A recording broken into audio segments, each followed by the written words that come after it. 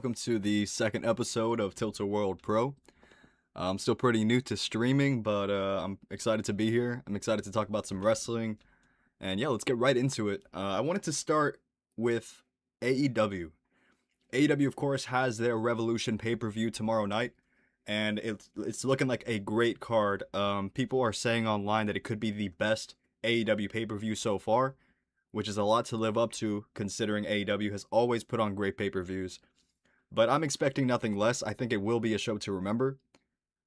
But before we get into AEW Revolution, I did go over the Revolution card on our last episode, but I will go over it again quickly because there were some matches added, and I just wanted to go over it again really quickly before we get out of here. But before that, let's go over AEW Dynamite this week.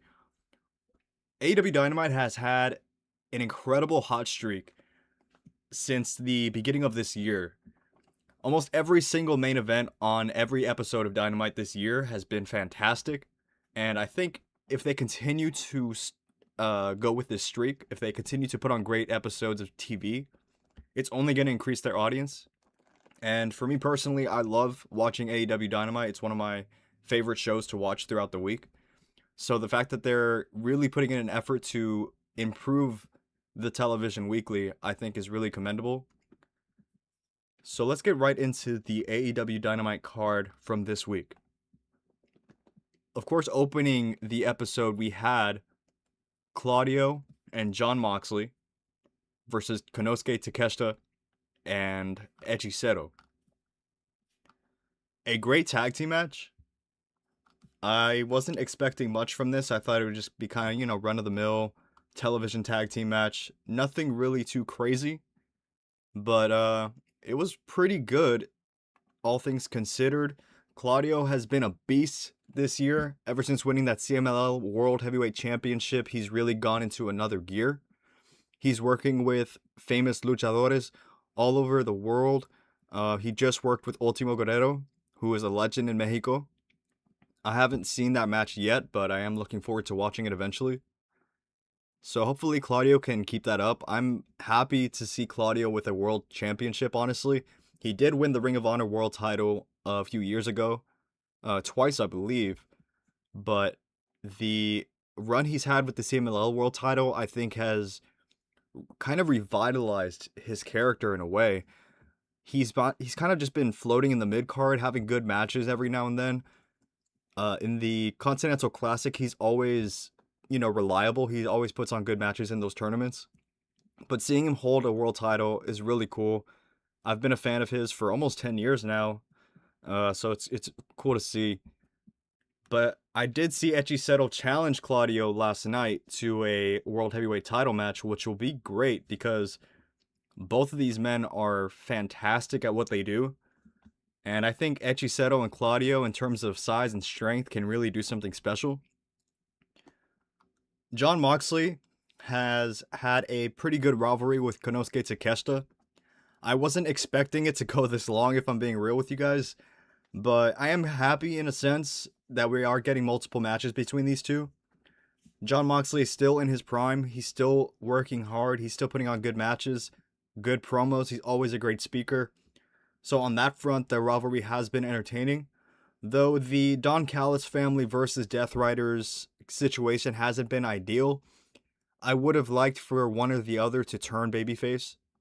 It did seem like the Death Riders were going in that direction. Jon Moxley, of course, had that wonderful promo at World's End after he won the Continental Classic, where he basically was just saying how great AEW is and how hard you need to work to be a top guy here in AEW, which is really cool.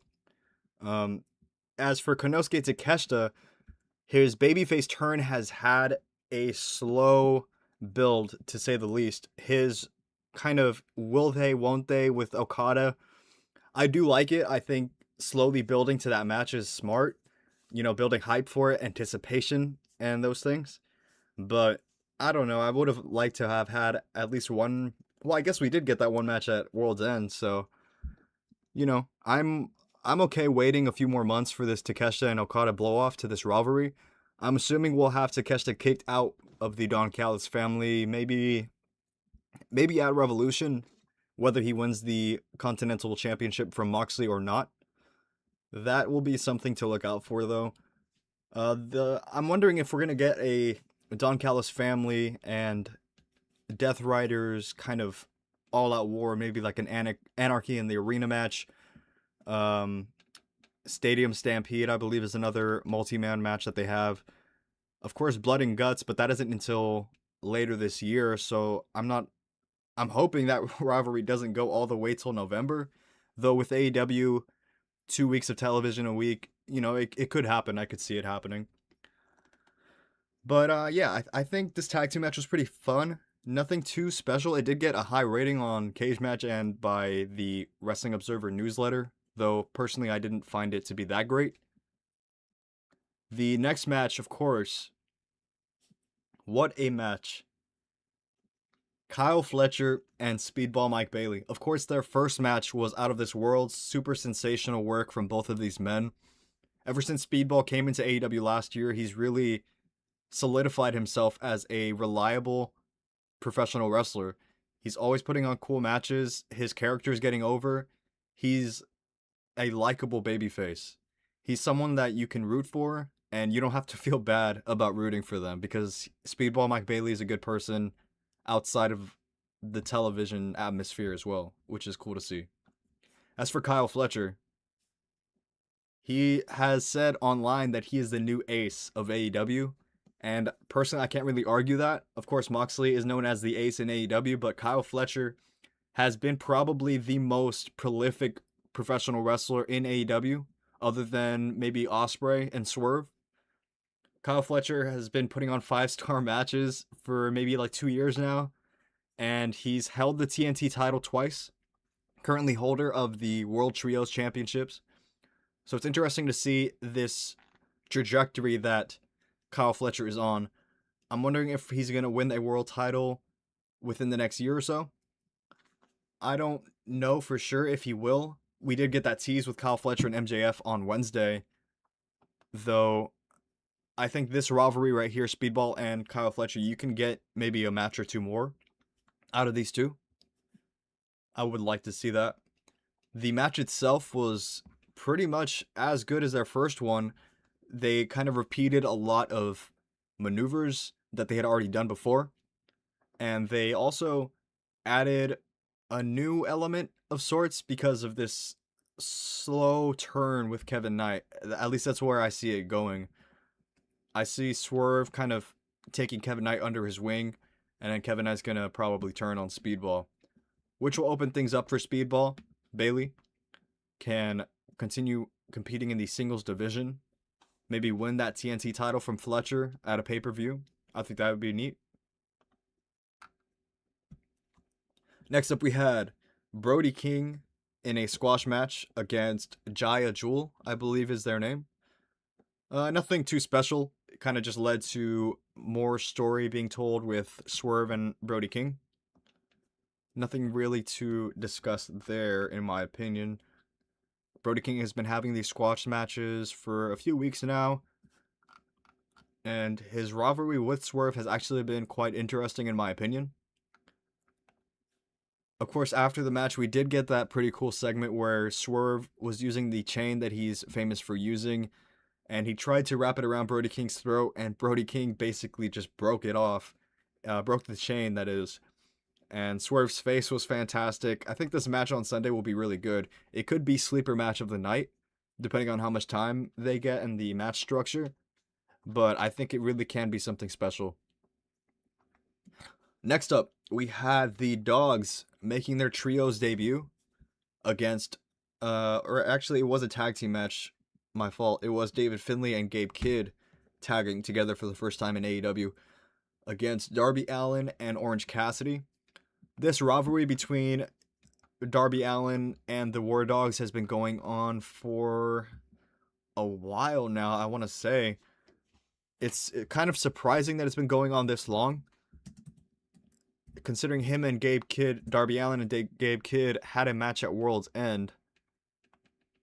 And I'm wondering if this will be the blow-off, or if we're going to continue this rivalry with Darby Allin, Orange Cassidy, and now Roderick Strong versus the Dogs. I wouldn't mind it per se. I would like to get maybe like a a plunder match, an Extreme Rules type situation with these guys. It's not too surprising to see that they're going straight into these trios matches with these three: David Finlay, Gabe Kidd, and Clark Connors. I would like to see them win the trios championships this year. They're all super talented, and I watched their promo segment tonight on Collision, and they fit right in. They seem like dominating heels. They each have a character, and each of their characters are different. Gabe Kidd's kind of this maniac. Clark Connors is the cool guy that you don't want to mess with, and David Finlay's the leader, very cerebral assassin-esque. So that is exciting, seeing new people in this company, and I'm wondering if we're gonna get that match. I'm wondering if this rivalry will continue. I do have the Dogs winning over the team of Darby Allin, Orange Cassidy, and Roderick Strong, so we'll see what happens there. Next up was probably my favorite match of the night, which was Persephone and Willow Nightingale. Obviously, objectively, Mike Bailey and Kyle Fletcher was the match of the night. But yeah, personally speaking, it was Willow and Persephone for me. What a week for Persephone. Persephone, of course, defeated Mercedes Moné in that CMLL Amazons all-women's show. I forget the name. I think it was called Night of the Amazons. But yeah, what a match between Persephone and Mercedes. Persephone has really... She's like a shooting star, man. I don't want to say she came out of nowhere, but the momentum she's been gaining over the past few months has been sensational. It's been really cool to see. And of course, Willow. Currently, maybe my wrestler of the year. Not only has she helped Harley Cameron elevate her game, not only is she elevating these women's World Tag Team Championships, but she beat Mercedes Moné at the end of last year. She's been defending the TBS title all over the world. She just defended it against Nina Samuels at the Eve Wrestle Queendom show, which I'm going to touch a little bit on in a bit. And of course, they had this match this week. The new AEW signing, dual signing. Persephone, of course, signed to CMLL and AEW. And it's really cool to see that they're straight up just putting Persephone in these big matches, in these big situations. They had a promo segment before the match, actually, where Persephone was basically showing Willow respect, but telling her, watch out, I'm here to take that title. And that's awesome. So they had a really good match. Some hard hitting, some cool power moves from Willow, as always. And the springboard moves from Persephone was super entertaining. She's very persistent, Persephone is, in her matches. She doesn't give up. She has a fiery attitude about her. She's always swinging for the fences. And I think that in terms of chemistry, that really matches up well with Willow, because Willow's very similar in that regard. And of course, we did have Willow picking up the win over Persephone, but it was with a roll-up pin. So that definitely sets up another match in the future. And next up, it was the main event match, that is. Them Bucks, Mark Briscoe and the Young Bucks versus FTR and Tommaso Ciampa. Tommaso Ciampa, of course, turned heel against Mark Briscoe on Collision. And it was surprising.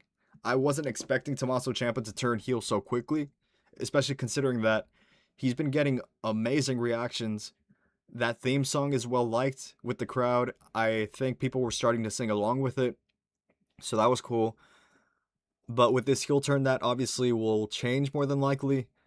Though when they travel internationally, like for All In, for example, I'm sure the crowd will still sing along to Tommaso Ciampa's theme, which will be interesting. But yeah, Ciampa as a heel I think is much better. He's one of the best heels of the 2010s, and he can continue that if put in the right situations and the right rivalries. His rivalry with Mark Briscoe has been entertaining. Their matches have been good, though I would like to see Tommaso Ciampa wrestle some other people soon. The trios match itself between Them Bucks and FTR Ciampa was good. In terms of wrestling main events, I would say this is probably the most forgettable out of the main events that have happened this year, but it was still very good. At the end of the match, we had Ciampa slam Mark Briscoe through some chairs with a, I forget what he calls it, but I want to say it's called the Irish Kiss. He did that on Mark Briscoe onto some chairs, taking him out more than likely for a week or two. And yeah, Ciampa's attitude has been interesting. He's been much better on the microphone as a heel. He seems more confident, more comfortable. So I'm digging that. But yeah, that was AEW Dynamite this week. Very good episode of TV. Of course, AEW Dynamite has been on an incredible hot streak since the beginning of this year, putting on fantastic matches, telling good stories, and yeah, just making it must-watch television. And speaking of must-watch television, AEW Collision has been really good since December as well. I wouldn't say it's been anywhere near as strong as Dynamite, but it's been incredibly solid. Let's go over tonight's, or yesterday's, depending on where you are, episode of Collision. First up, we had Kevin Knight versus El Clone. This is one of those matches that you wouldn't really expect to happen necessarily, but it's one of those matches that you can just throw on a card anywhere, anytime, and you know it's going to be good. And that's exactly what this was. Kevin Knight versus El Clone was a fantastic TV match. Nothing out of this world, nothing that I personally would go out of my way to recommend to people. But if you're watching Collision, yeah, it's a solid match to open the show. Kevin Knight is looking like a world champion, and El Clone is looking super solid as well. The crowd loves to boo him, but they love to watch him, which is important in terms of longevity. And I think his role in the Don Callis family is interesting. I'm hoping Hologram will return sometime soon, so that we can get that El Clone and Hologram rivalry. Maybe sometime around Grand Slam Mexico. I think that would be cool. In terms of Kevin Knight, where he goes from here, it's definitely going to be something with Swerve. Whether we get a match between him and Swerve, maybe a dynasty match, and then Kevin Knight turns heel, or right after Revolution, Kevin Knight turns on Mike Bailey. I believe that is the direction for Kevin Knight. I think Kevin Knight will be better as a heel, honestly. He has that charisma and the attitude, I think, for it. I think he can pull it off. Next up on Collision, we had Mark Davis versus Commander. Pretty cool match, honestly. Mark Davis was just beating the hell out of Commander, but Commander would not give up. He kept coming back, hitting these great springboard moves, a backflip plancha onto Mark Davis, onto the outside. I was not very happy to see Commander lose, because I feel like that's all we see him do on AEW television is lose. Though you can't have Mark Davis lose a match before this trios match at Revolution. So that wasn't very surprising to me. But yeah, solid match. Mark Davis is looking better than ever, if I'm being real with you guys.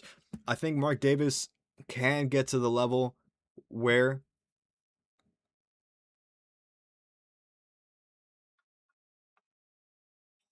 oh, I think the stream is glitching out. Oh no, that's not good.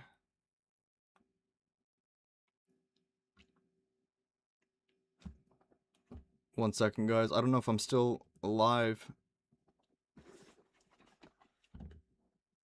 Where?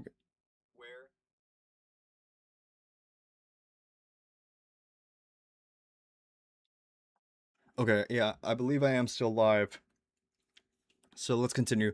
Sorry about that. That was confusing. Let's continue. We have the Triangle of Madness, Julia Hart, Sky Blue, and Tekla.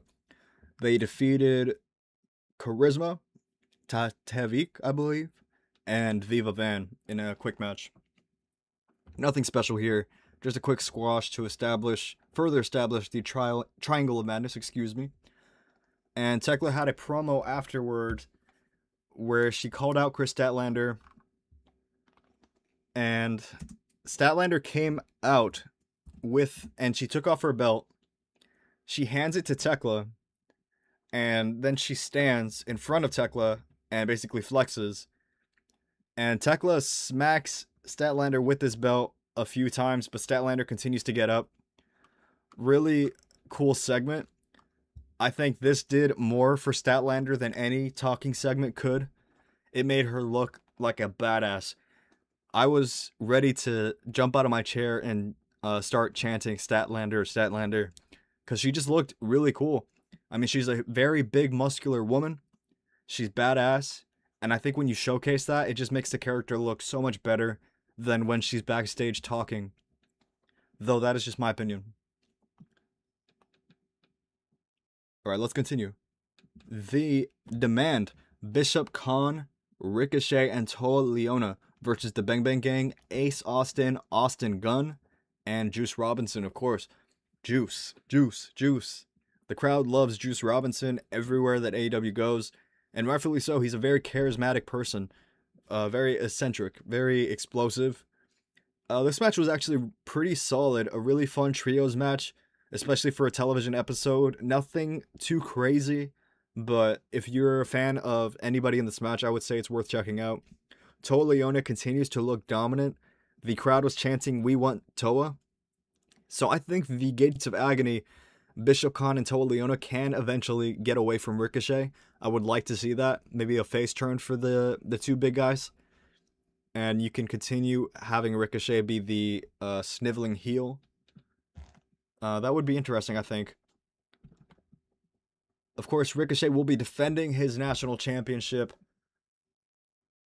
against 20 other men. Yeah, it's a 21-man battle royale. And of course, we did get some announcements in terms of who will be in that match on Collision tonight. It was Hook, Shibata, Anthony Bowens, Rush, Jalistico, and some other names were announced as well. I believe Trent Beretta and Rocky Romero were announced as well, as was, of course, Tommaso Ciampa. More than likely, Ricochet will retain, though I wouldn't be surprised if we had someone win the title. Of course, Jack Perry is in the match as well, continuing his rivalry with Ricochet. Making her debut, though, against Mina Shirakawa, was Lena Cross from Perth, Australia. I don't know exactly how tall this woman is, but she is a dominating presence. She has a dominating presence. She is intimidating. I was very surprised when this woman showed up. She looks crazy. Standing next to even Megan Bayne. She's taller than Megan Bayne. And the match she had with Mina Shirakawa was really good. She was beating the hell out of Shirakawa, but Shirakawa kept fighting back and fighting back. The crowd was really with Shirakawa during this match. And there were some great moves done. Shirakawa, of course, hit her dive onto the outside. That was looking really nice. And to end the match, we had Lena Cross hit Mina Shirakawa with a freaking huge super kick. It looked disgusting. I loved it. And then Lena Cross hit a jackhammer to pin Mina Shirakawa in her first match. Then Megan Bayne and Lena Cross posed on the stage. Of course, we're going to get Lena Cross versus Willow Nightingale on the 0 hour for free. And then Lena Cross and Megan Bayne will face the tag team of Willow and Harley for the titles. Do I think Lena Cross should win the TBS title? Not necessarily, unless Penelope Ford will be back soon.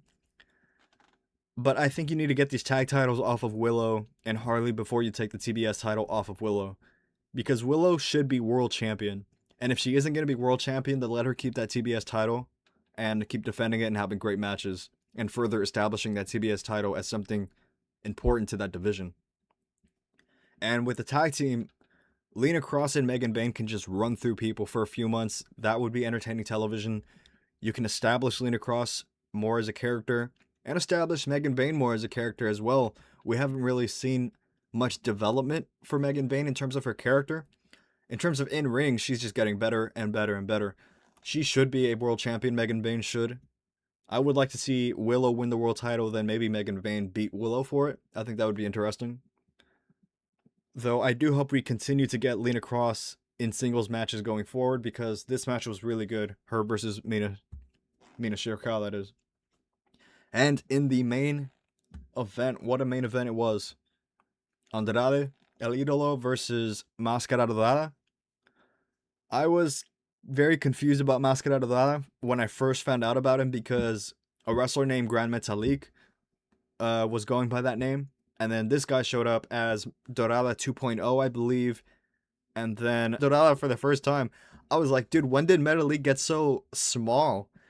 But Máscara Dorada, a fantastic wrestler. I believe he's under 25 years old, which is incredibly impressive. His match structuring is freaking great. This match with Andrade was fantastic. Lots of memorable moves, though lots of memorable moments outside of that as well. Lance Archer and Don Callis were on the outside, which added an interesting element. Andrade, of course, took a photo and got a kiss from a woman on the outside. And Andrade was hitting some crazy flips, some really innovative offense, some stuff that I've never seen before, or that I don't remember seeing. He hit a almost Hurricane Rana pile driver, which was very mind-boggling. Like, when you see it, you almost can't comprehend what just happened. I love wrestling moves like that. And of course, Andrade did pick up the win. Though there was a moment I want to mention quickly. Andrade and Máscara Dorada were trading blows in the middle of the ring. And the camera was... It was one shot. The camera was on Dorada and El Idolo. They were going back and forth for maybe like 30 seconds. Then Andrade picks up the upper hand. Dorada jumps up to the middle rope to try to hit a move. Then Andrade jumps up with him, and they hit a reverse Spanish fly. But the camera, it was on one shot the whole time. It didn't cut to another angle. It just looked so good. I love when the camera work is done with something creative in mind. I don't like going from angle to angle, cut to cut to cut. It's really disorienting. So I think when you can just stay on one shot, it further establishes the importance of what's going on. It makes me pay attention more, if that makes sense.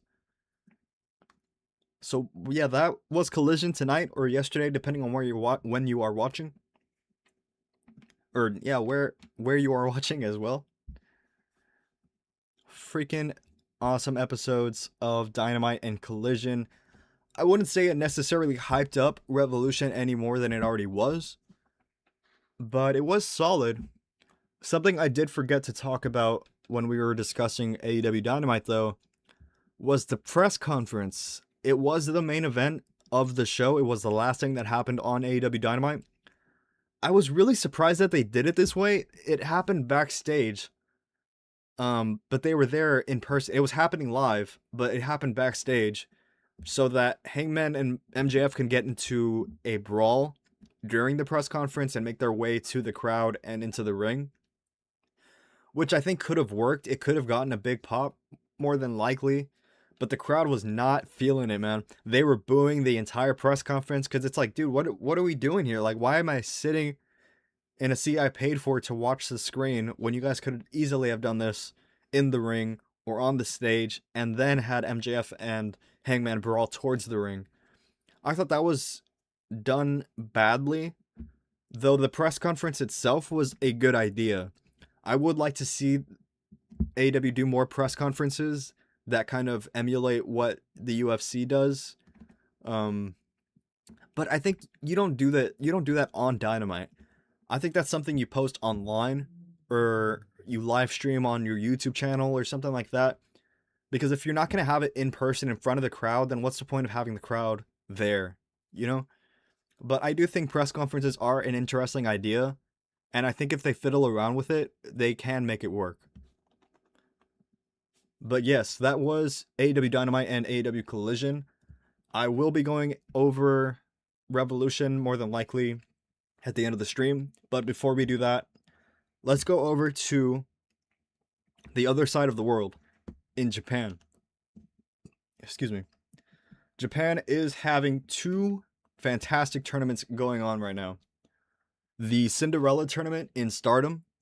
I'm not a huge, consistent watcher of Stardom. I don't check out every show that they do, but I am starting to. I'm trying to make more time for Joshi wrestling because, let's face it, American wrestling isn't always the best.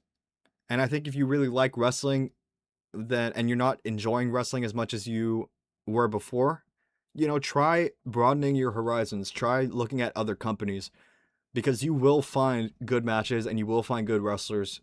You can find them anywhere. And it's well worth watching other companies because you can discover, new people. In terms of the Stardom Cinderella Tournament, I started watching, I believe this was the quarterfinal. I didn't watch the first round or the second round, so I'm jumping on late. But I did want to discuss what I did watch very quickly. Maki Ito is very popular in both Japan and America. Her character is a pop idol. I believe she was a pop idol before she became a wrestler as well. And yeah, she's super charismatic, super entertaining. And I can't keep my eyes off her when she's wrestling. She's vicious, but she has like this is probably the wrong phrase, but she has a bubbly personality that can easily turn into aggression. And I think that's an interesting element for her character. And this was my first time watching Hanan, I believe is how you say that. Super cool match. A couple of notes I wrote were Ito is effortlessly cool. When she comes out and she just pops the middle finger out and she looks cool. There's nothing really more I can say about that. Her look is distinct. There's no one really that looks like her, and there's no one really that acts like her either, which I think is cool. Great limb work on Hanan's back. Ito was just freaking really like laying those elbows into Hanan's back while she was on her stomach laying on the mat, which was really something that added to the match was her constant attack on Hanan's back. And Hanan, her selling was really good too. Ito is vicious and much improved.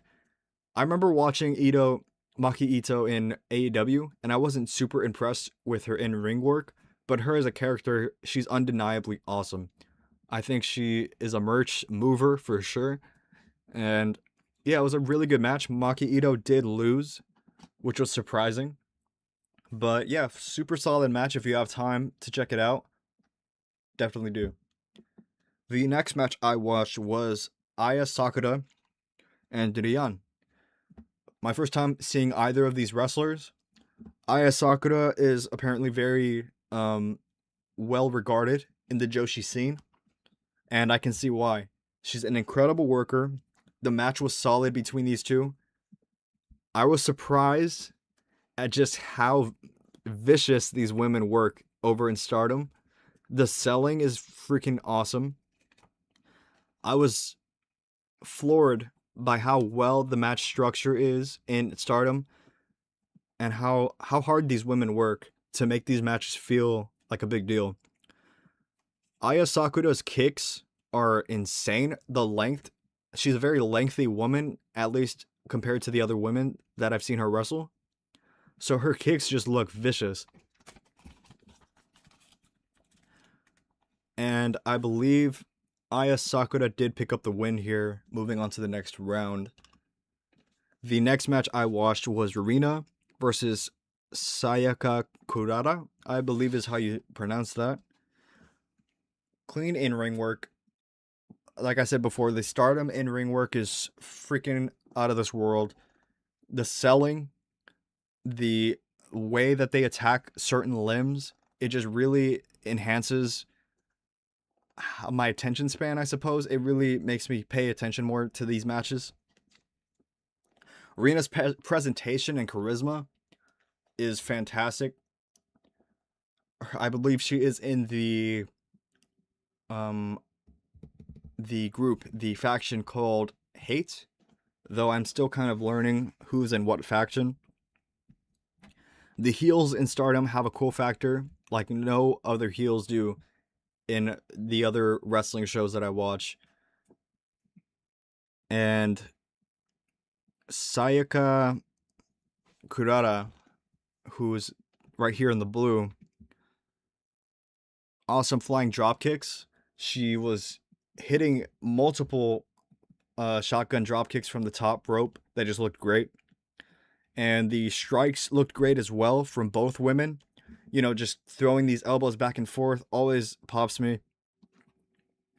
The fantastic back and forth, as I just mentioned, was well worth watching. Sayaka does a sling blade sleeper hold. It was super crazy because it just looked like she was going for a sling blade, and when she got to the other side, she just hooked Rena's head into a sleeper hold, and they fell down to the mat. It just looked very clean. That Rena knee drop fake finish. Rena did a double knee drop from the top rope onto Sayaka's gut, and I really thought that was the end, but Sayaka did kick out. Just very good work from both women. This was probably the best match on Stardom that I did watch. Well worth checking out if you have the time to. And if you need a link or something, I got you, so let me know. And Sayaka's spears were insanely aggressive. It really gagged me. Like I had my mouth wide open, my jaw was dropped because these spears looked great. And Rena did kick out at one after the first spear that Sayaka hit. And after that, I was like, okay, let's go. This match it's going into another gear now. And Sayaka turned a submission from Rena into a pin attempt, which is very good work. The sequences were amazing throughout the entire match, honestly. Every sequence felt important, and I was just floored by how great this match was. Rena with the cop killer for the win. The vertebreaker, if you're not familiar. Yeah, what a move. It just looks freaking horrible to take. I'm always scared when people are put in that position to take that move. So Rena did win the match. And Rena is the heel, but the crowd loved her. They were chanting for her almost the entire match. Not that people weren't with Sayaka, but people were really vibing with Rena, which is interesting to see. Though I suppose all over the world, when you're just that good at wrestling and you're a cool heel, you're undeniable. You're just likable at the end of the day. These two are two new favorites of mine for sure. What's coming up. So yeah, Stardom is cooking, guys. If you haven't taken the time to check out these women, please do. It's well worth your time. The match made me more of a fan of Stardom for sure. Just this match alone made me think, wow, I need to tune in to what Stardom has going on from here on out. And I think that's what I'm going to do. Saya Kamatani did come out after the match and basically told Sayaka, like, yo, what are you doing? Like, you just lost this match. Like, are you even really trying? Kind of just putting her down in a way, but also motivating her. And Sayaka Kurata basically said, yeah, I did lose, but that doesn't mean I'm going to give up. And they set up a future match. I'm not sure when it is happening, but I'm definitely excited to see that. And the last match from Stardom that I did check out was Hina versus Miyu Amasaki. I believe Miyu Amasaki is in the blue, the Dodger blue, and Hina is in the turquoise. Hina is 19 years old. When I found that out, I was I took a moment. I was like, what am I doing with my life? Because I'm 27. So when I saw that she was 19, I was like, whoa, dude, that really blew my mind for a second.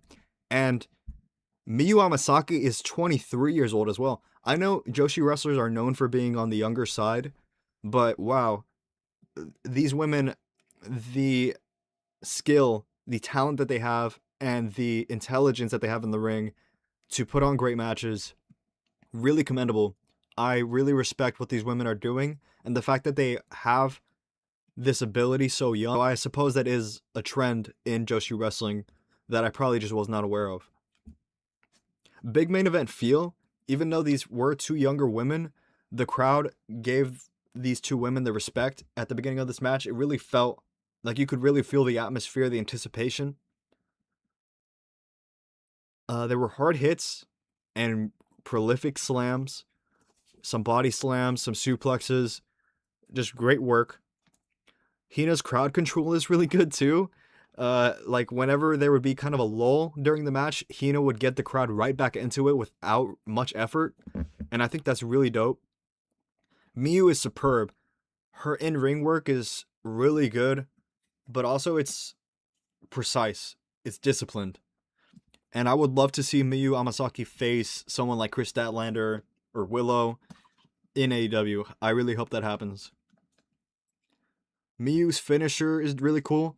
It's almost like a pedigree facebuster. She sets you up in the pedigree position, but then she jumps up and lands on her butt with her leg spread, like a X-Pac facebuster. It looks really cool. I don't believe I've seen someone do that move before, so that was interesting to see. And I believe that is all my notes on Stardom. If you haven't checked out what's going on with this Cinderella tournament, please take the time to do that. If you need a link to watch these matches, I can tell you where. But yeah, send me a private message and I will hook you up. But fantastic stuff from Stardom. Before we get towards the end of the stream, I would like to talk about the New Japan Cup. I did not watch the first few nights of the New Japan Cup because I just kept hearing bad things. But I eventually meaning last night, decided to catch up because I did want to talk about what's going on in New Japan for a little bit. So let's do exactly that. Oh my goodness. On the first night, Bad Luck Fale defeated Aaron Wolf. Aaron Wolf is a gold medalist, I believe, in judo.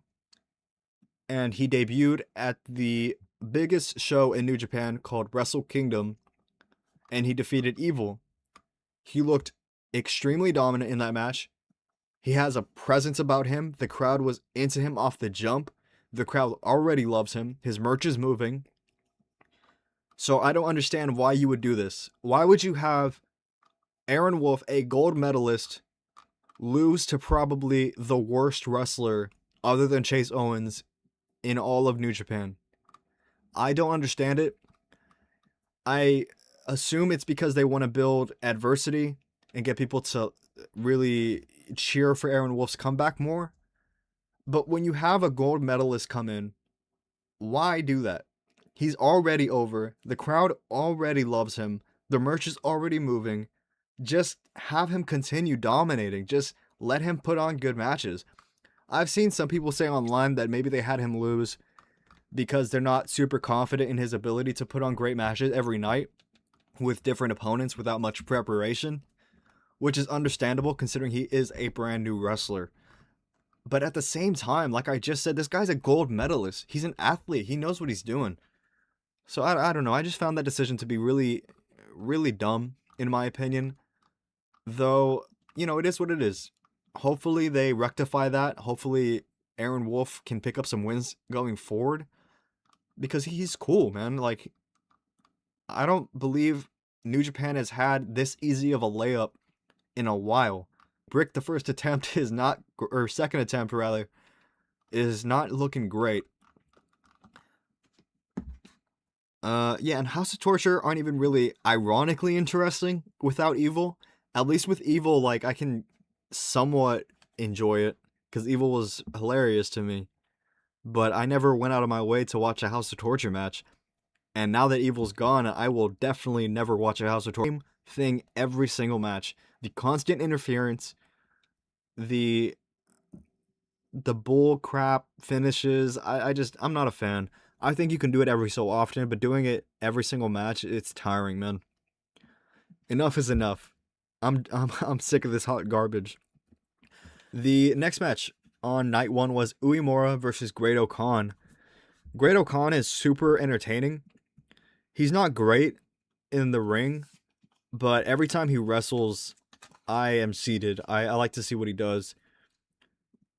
him sitting on people in the corner while he just poses like this, it still pops me to this day. I think that's really funny stuff. And Yuya Uemura, he kind of looks like a SmackDown versus Raw creator wrestler. And I mean that as a compliment. Like, he looks like someone I would go out of my way to create or play as. And I think that's pretty cool. His hair looks interesting. No one really has hair like that in pro wrestling. So that's cool. The slow Okan heat segment kind of took me out of this match. Okan was just beating on Uemura for maybe like 10 or 15 minutes, it felt like. Though it was an okay match. Uemura did pick up the win. And Uemura and Bad Luck Fale move on to the second round. I don't know what they were doing with Fale winning, but it is what it is. The New Japan Cup date on night 2. I'm on the New Japan Pro Wrestling website. Oh, man. I did skip a few matches. So let's see really quick. I want to check something. Oleg Boltin, yes. I did skip this match. It was Taichi versus Ren Narita. I skipped that match because, like I said, House of Torture is just not my thing anymore. I was a fan of Ren Narita when he was a young lion, but his turn with House of Torture was just not that cool, in my opinion. And Taichi's always cool, but he's not one of my favorites in New Japan. So I decided to skip this match because of time constraints. I wanted to get through these New Japan Cup matches before the stream. So that's what I ended up doing. Something I did watch, though, on night 2 was Oleg Boltin versus ELP. Earlier this year, ELP had a great match with Konosuke Takeshita. And this match was really good, too. Unlike the Great Okan and Uemura match, this match was fast-paced from the jump. Like, right when the bell rang, they were just going at it. Tope Suicida from ELP sent Oleg Boltin right into that blue metal guardrail that just looks brutal. Every time someone is bumped into it, my back, it hurts. I would not want to take that. Oleg is a solid powerhouse. Not only is he a solid powerhouse wrestler, but the crowd loves him. He's really good at fighting from behind. When he's fighting back or doing a comeback, the crowd's into it. Which, if you have that, plus you look good and you're a great powerhouse, you hit great moves, there's not much more else you can really want. The match itself was really well structured. ELP's elusiveness and speed kept him in this match, while Oleg's power was the deciding factor. ELP did target Oleg Boltin's knee, as you can see in this photo, and Oleg's selling was really good in this match. Not only was he, like, holding the knee, wincing in pain, but when he would go to do a move, or he would try to climb a top rope or something of that nature, it would hinder his performance, the knee being targeted would. And stuff like that really pops me. I love stuff like that in matches. A brutal ELP backflip to the outside. ELP tried to hit a backflip, and Oleg was almost too far away. So he rushed in to catch ELP, but ELP's legs just hit Oleg right in the face. It looked really disgusting. Luckily, there was no concussion or he wasn't busted open or anything like that. But a super solid match from both of these guys. Oleg did win, and he did move on to the second round. So that was cool. Let's go over to night 3. One second, guys. I'm just pulling up my notes. Okay. I did skip something on this match as well, or something on this night rather. And it was Jake Lee versus Yoshihashi. I love Yoshihashi. His matches are always really good, but Jake Lee has disappointed me time and time again. So I'm not going to go out of my way to watch his matches anymore. That's just a personal thing. Unless I'm watching the entire card and his match just comes up, I'm not going to go out of my way to watch Jake Lee. The match I did watch, though, that I thought was awesome, was Callum Newman versus Oscar. Oscar, of course, is in that fantastic tag team, the Knockout Brothers, with Yuto Ice. Probably the tag team of the year so far. Not only are they putting on cool matches, but as a package deal, they look really cool. Oscar is probably the closest thing to The Undertaker I've ever seen. Definitely because of his size, but also because of the way he works. It reminds me a lot of Taker. Newman is fantastic too as a heel. He's just really unlikable. Like, I want to see this guy get his butt kicked, and Oscar did really give it to Newman for a while. And Newman is great on the back foot, like running away from people, being beat up. That's something he's very good at. And Oscar was dominating this match. He threw Callum Newman into these chairs that you can see right here. That's a spot that New Japan loves to do, is throwing people into the crowd, into those chairs. It always looks cool, but it kind of desensitizes you to how interesting that spot is because they do it so often. Great match structure. As you can see here, Newman was doing some crazy moves. Oscar was really hitting him hard. And Newman won me over, actually, in this match. I wasn't a huge fan of his before this. I just kind of thought he was an Ospreay, young boy type situation, young Ospreay clone. But he's really establishing himself as a top guy in New Japan, which is interesting to see. And his double foot stomp finisher, it's like a double-footed curb stomp that he does, is really cool. And he actually cheated to win with some interference from the United Empire. And he did the double foot curb stomp on Oscar onto a steel chair. And then he did it again to pick up the win. Another match that was really... X and Ishimori are known as the Ichiban Sweet Boys, which is really cool. Lots of flips from everybody here, especially Robbie X. His flips are really precise, really clean. The TMDK heat segment on Robbie X was solid and entertaining. It wasn't too long. There was a lot of different moves being done, so there was a lot of variety during that heat segment, which is something that I personally prefer.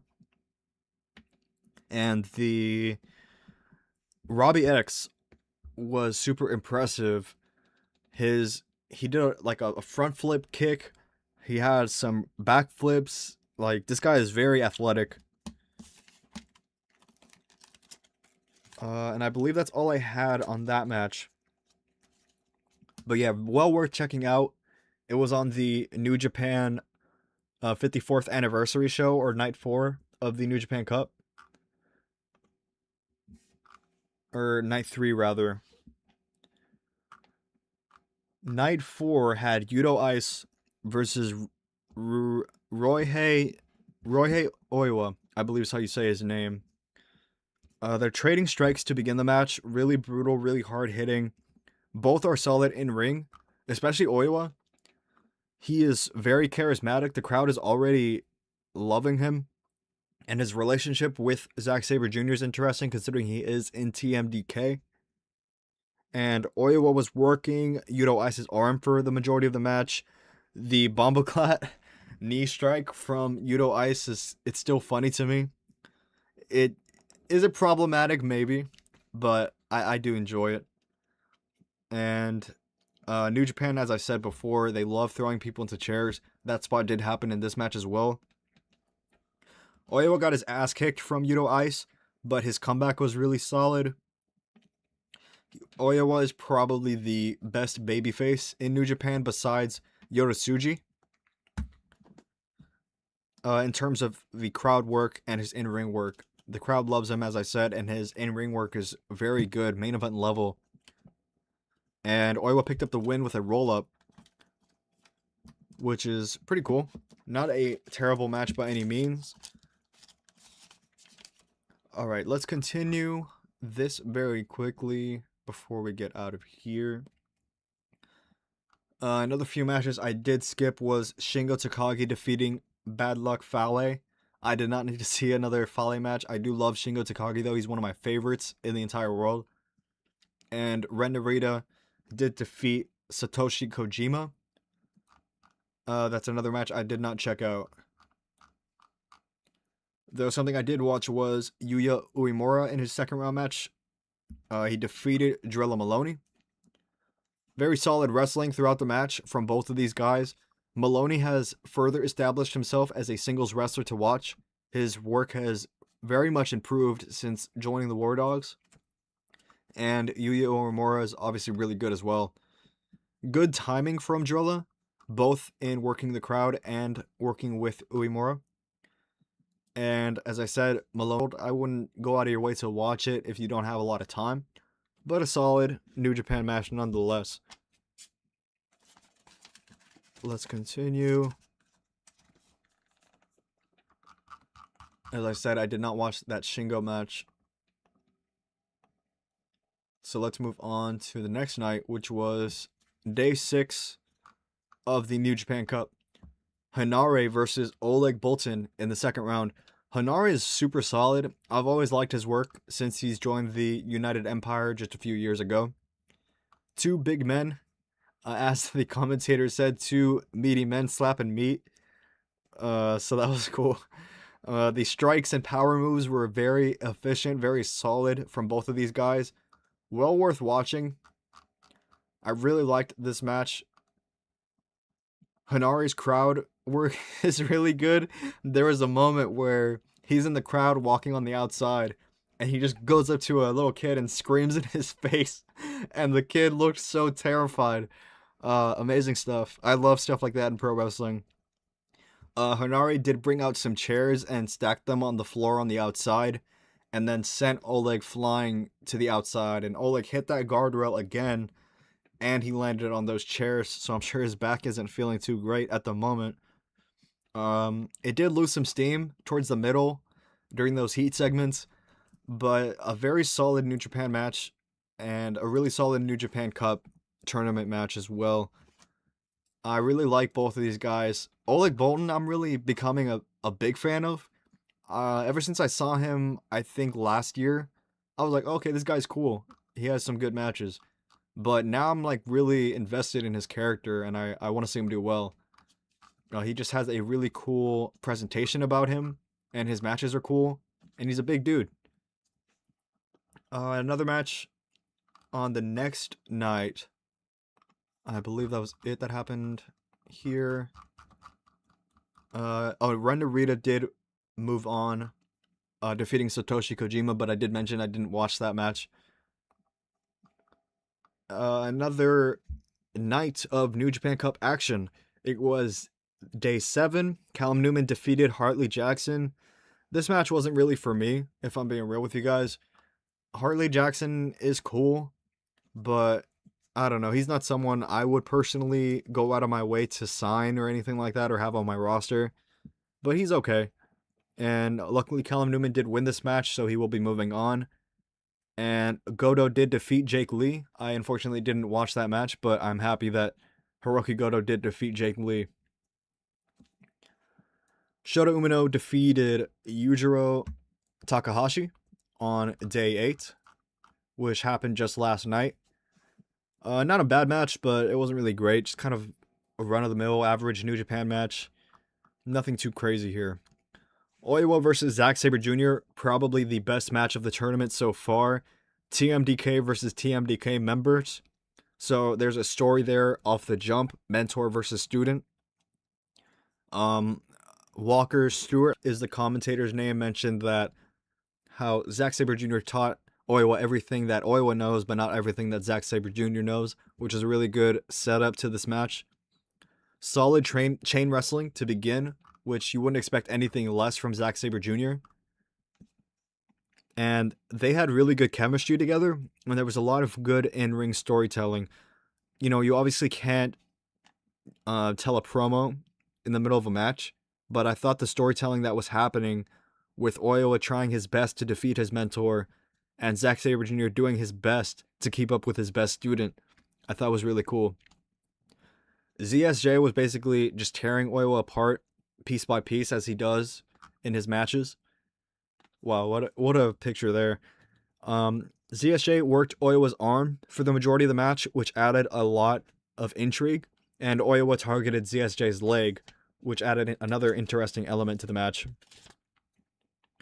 There was a funny Oiwa body splash. I don't know if you've seen online those splashes that Cody Rhodes does where he just kind of like jumps and it looks really awkward. Oiwa did something similar, but he had his hands in the air. It looked super funny. It looked really awkward, but an effective move nonetheless. though it did tickle me. And a brutal submission, as you can see here by CSJ, almost like a grounded octopus hold. It started with a normal octopus hold and abdominal stretch standing up, and then CSJ sent Oiwa to the floor into this position, which looked crazy. It looked so brutal. And ZSJ did hit a beautiful Michinoku driver. I believe it's called the Zack driver or Saber driver for the 1-2-3 win. Oiwa was really good. I think he can be the world heavyweight. Excuse me. He can be the world heavyweight champion very soon. When that will happen, I'm not sure. But in terms of ranking who's the best in New Japan right now, it's probably Yota Tsuji and then Oiwa, excluding Gaijins, excluding wrestlers from outside of Japan. Though, yeah, that was the New Japan Cup. Really solid action so far in the Cup, but I wouldn't say it's been the best New Japan Cup that I've ever seen. A lot of misses more so than hits, though well worth checking out nonetheless, I think. And since we are getting to the last matches in the New Japan Cup, it'll be more worth your time, I think. Because every match from here on out is going to be at least very solid. So definitely check out New Japan and Stardom if you have the ability to. If not, figure it out. Figure out a way to watch it. There are ways. Before I head out of here, over the AEW Revolution card one more time before tomorrow night. I'm very excited. I was going to go in person, but I'm not feeling too well. I don't know if you can kind of hear it in my voice. So yeah, I didn't really want to go out, go all the way over there to this, because I live maybe like 30 minutes away from downtown Los Angeles. So it would be a trip for sure. And then just being around a bunch of people while I'm not feeling too great physically, it doesn't sound like a great time. And I feel like that would detract from my experience live, and I wouldn't want to do that to myself. So I'm just going to enjoy it at home, maybe just order some food, take some medicine, and yeah, just really sit down and enjoy this pay-per-view. I will probably do a live stream to review the show.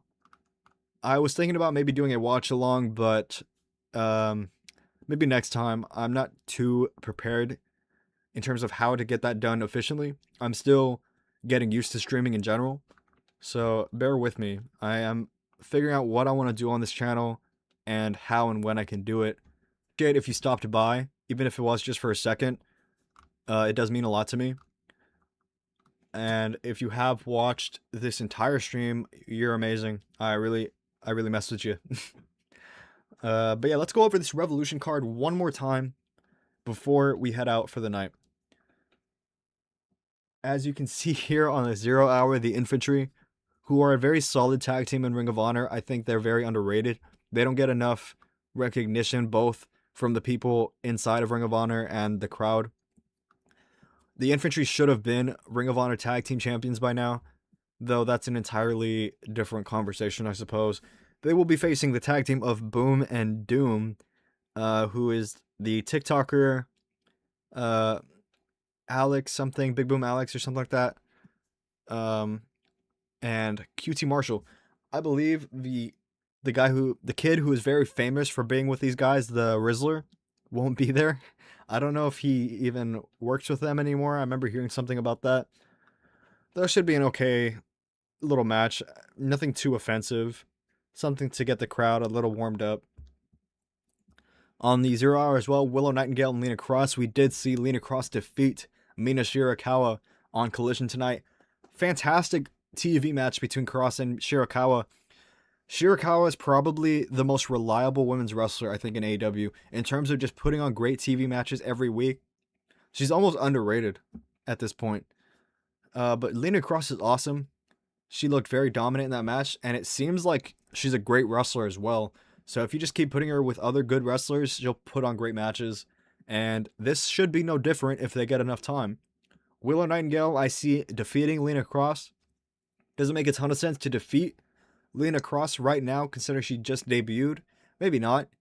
Though, either way, I think she will pick up a loss because Willow will be defending the tag team titles as well. So I do have Willow defeating Lena Cross for the TBS Championship on the 0 hour. Should be a very fun match, though. Speaking of fun matches, a 21-man Blackjack Battle Royale for the AEW National Championship. Ricochet will be defending. I did go over earlier a little bit of who they announced will be in the match. It looks like a solid lineup. Should be a fun little battle royal. AEW is pretty good at these battle royals. They always come up with creative finishes, which is something that I really respect, because you can do a very lazy finish with these battle royals. You can kind of just have someone throw someone over the top rope and call it a day. But they always do something pretty cool. I remember the Swerve and Orange Cassidy finish in particular, if I'm remembering that correctly. But yeah, 0 hour should be a fun pre-show. 3 little fun matches. I don't really care about this one too much, but I'm sure the crowd will have fun with it. On the main card, we have Roderick Strong, Orange Cassidy, and the Dogs. The Dogs will more than likely pick up the win here, probably pinning Roderick Strong maybe. I don't see why you would have the Dogs lose, considering they just debuted as a team. And if you want to continue this rivalry, why not have Darby and Orange on the back foot and probably pick up the win at the next pay-per-view in like a plunder match or something like that. I think that would be interesting. We have Toni Storm and Marina Shafir. The problem, everyone is banned from ringside, so we should not get interference from the Death Riders. Though I can definitely see Wheeler Yuta like coming up from under the ring and, you know, doing something nefarious, and then Toni Storm like takes off his hat. The crowd pops, everyone's chanting bald. Toni Storm hits the pile driver, 1, 2, 3. We get out of there. Should be a cool match though. It's Marina Shafir's first singles pay-per-view match, so I'm pumped up for her. You Don't Know Me, if you're familiar with that promo that Shafir did a few years ago. I've been a fan of Shafir since she did that promo, honestly. Even though it's objectively bad, I personally love it. I think it's so hilarious that she did that. So shout out Marina Shafir. Should be a fun match. I'm hoping that they can really do something special here, considering it is Shafir's first match. First pay-per-view match, that is. Brody King and Swerve Strickland. This match has probably had my favorite build and favorite storytelling on AEW TV. Strickland and Brody King to tell such a good story. Though that's exactly what has happened. Swerve is fighting back to get to the world title, and Brody King just had a world title match. So they're both butting heads in terms of being the number one contender. But Brody King, in passing, was called the most dangerous man in AEW by Kenny Omega, which really triggered Swerve. He said, yo, you got me effed up. I'm the most dangerous man in AEW. And then Brody King was like, actually, you know what? I am the most dangerous man in AEW. Like, let's roll with that. And Swerve was not a fan. He said, yo, you are stealing my nickname, I suppose. I can't really think of a better term. And really just beat the hell out of Brody King. Beat up Bandito's little brother. A fun little story. I'm excited for this match. I don't know if it'll be the best match on this card, but I'm definitely excited for it. Another match that I'm very excited for, though, is Bandito, one half of Brodito, facing Andrade El Idolo. Andrade, ever since coming back to AEW, has been on an insane roll. He's been putting on great matches all over the world, in AEW, in House of Glory, and Indie in New York, and he's been wrestling in Europe. I believe he's wrestled in Japan as well. Just awesome work from Andrade. And Bandito has been putting on great work as well. Bandito has always been fantastic, but his match with MJF was good, and he's becoming more popular with a bigger, wider audience, which is cool. So this match should be fantastic. Anything less than that, I would be incredibly surprised. In terms of who wins this match, probably Andrade, right?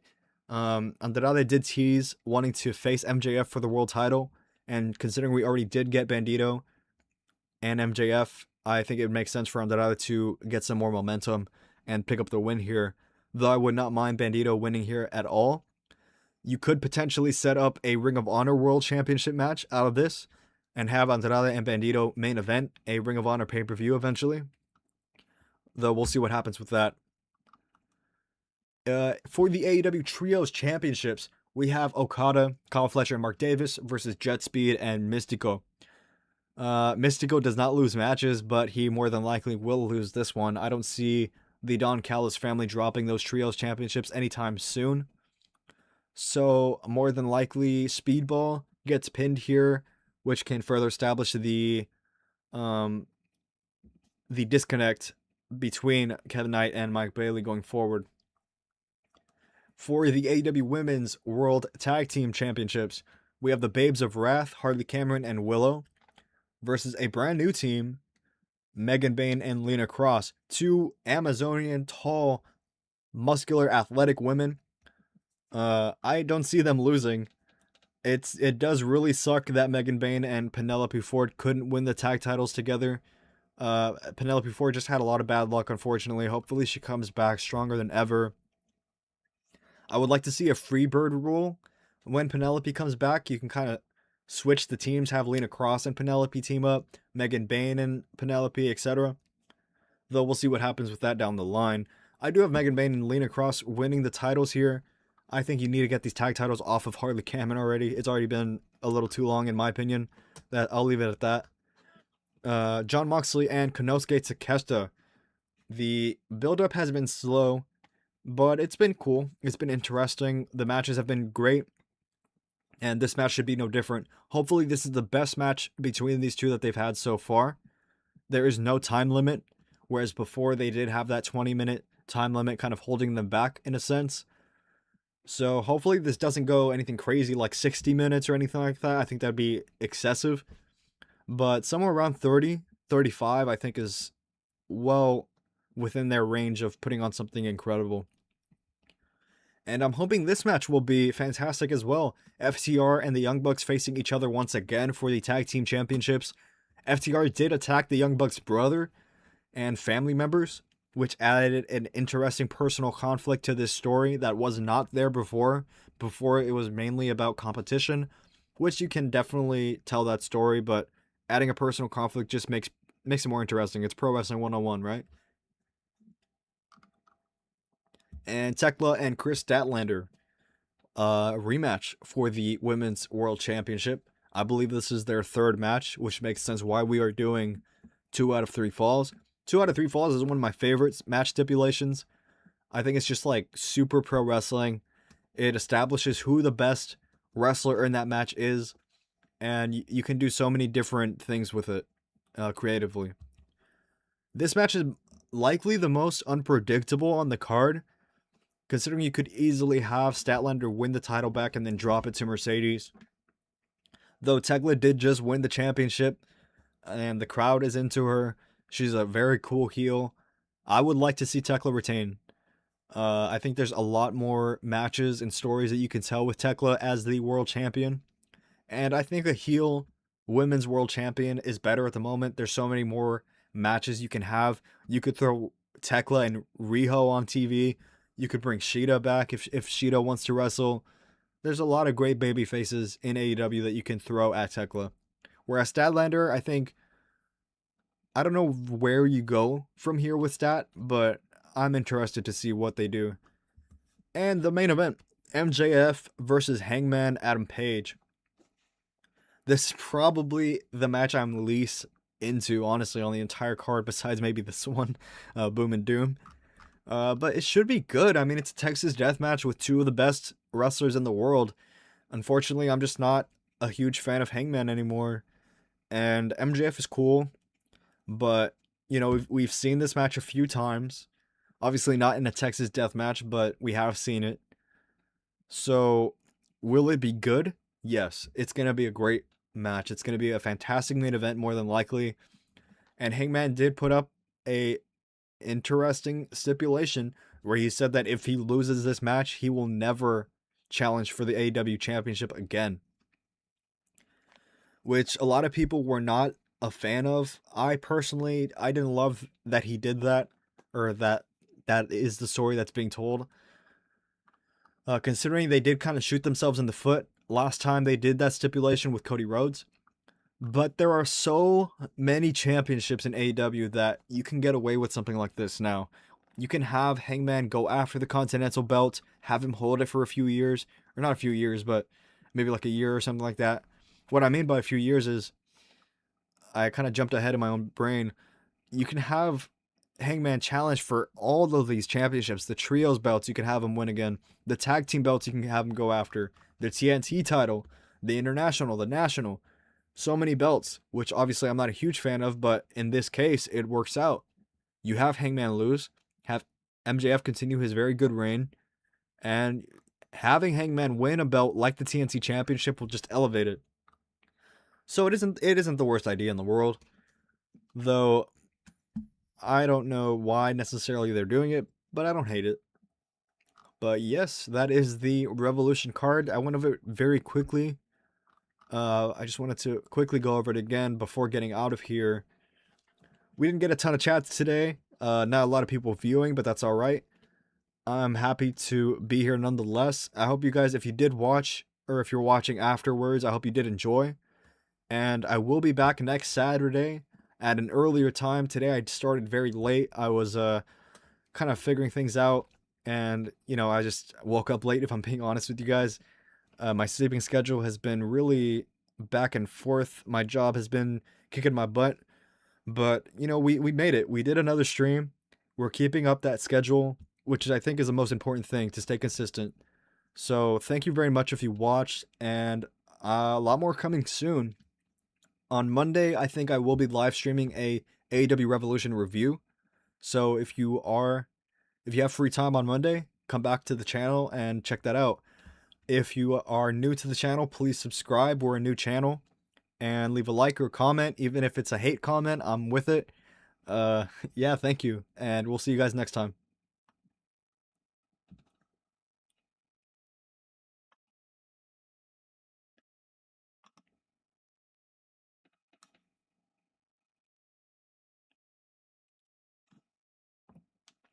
Oh, did it end?